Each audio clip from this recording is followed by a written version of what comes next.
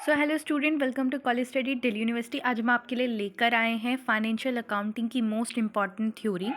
आप इस थ्योरी को पढ़ लीजिए अच्छे से। इसमें से क्वेश्चन ज़रूर आएंगे। आपको पता है फाइनेंशियल अकाउंटिंग बेसिकली तो न्यूमेरिकल सब्जेक्ट है, बट उसमें थ्योरी भी आती है और थ्योरी से आप मैक्सिमम स्कोर कर पाएंगे।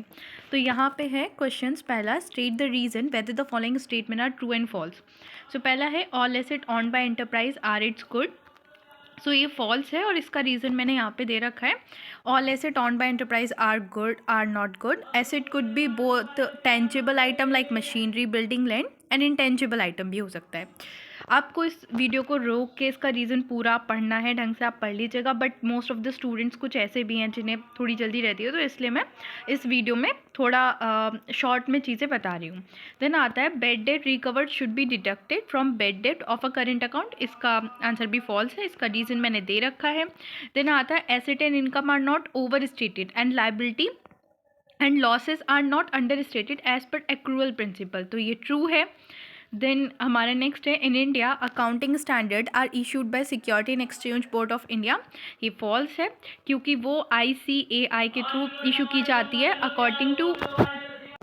According to accounting standard, the fundamental accounting assumption are ongoing, conservatism and accrual. False, because three fundamental accounting assumption ongoing है, going concern, consistency and accrual है।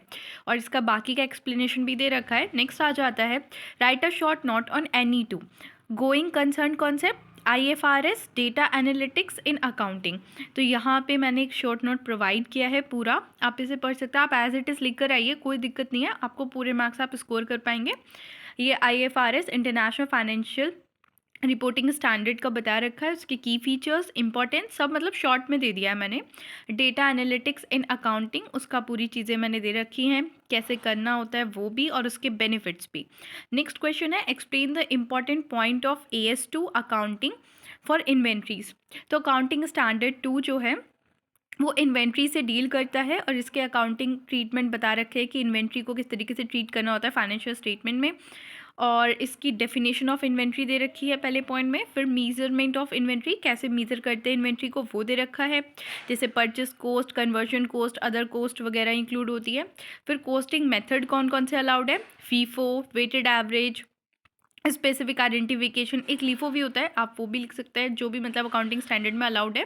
देन नेट रिलाइजेबल वैल्यू कैसे निकलती है वो बता रखा है। अकाउंटिंग का वैल्यूएशन कैसे होता है वो।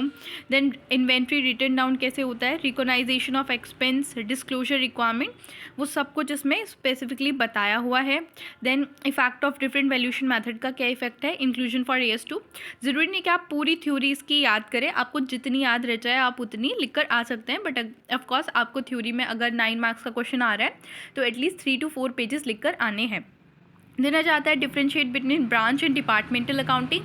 तो ब्रांच और डिपार्टमेंटल अकाउंटिंग के यहाँ पे मैंने डिस्टिंगेशन से रखे हैं। एक तो डेफिनेशन के अंदर कैसे कैसे ये डिफरेंट होता है, देन नेचर ऑफ डिवीजन के अंदर कैसे डिफरेंट होता है, और separate book of account, branch accounting की बुक कैसे बनती है, डिपार्टमेंट की कैसे बनती है, कंट्रोल एंड ऑटो मनी की कैसे बनती है, then profit and loss calculation कैसे होती है, इंटर ब्रांच ट्रांजैक्शन कैसे होते हैं, इन्वेंट्री मैनेजमेंट किस तरीके से होती है दोनों में, फाइनेंशियल रिपोर्टिंग कैसे होती है, और लास्ट में एक example and the end conclusion है, ताकि आप इसे पढ़ सकें। ज़रूरी नहीं कि आप कंक्लूजन लिख के आएँ, आप ऐसे लिख के आए। ये थ्योरी मतलब ऐसा है कि आपको एक्सपैंडेड मैंने प्रोवाइड कर दिया, ज़्यादा प्रोवाइड कर दिया, इसमें से जो तुम्हें याद रहे वो अच्छे से याद कर लेना। ये कुछ इंपॉर्टेंट टॉपिक है जो आपके PYQs में भी आए थे थ्योरी के, आप इन्हें अच्छे से पढ़ लीजिएगा और इन क्वेश्चन को मत छोड़ के जाइएगा। एंड ट्रू फॉल्स हमेशा आने ही होते हैं। ये कुछ इंपॉर्टेंट ट्रू फॉल्स थे जो मैंने आपको करा दिए हैं। Thanks for watching. वीडियो को लाइक करें, चैनल को सब्सक्राइब करें। Thank you. अगर और इससे रिलेटेड वीडियोस चाहिए तो कमेंट सेक्शन में बता दीजिएगा। Thank you.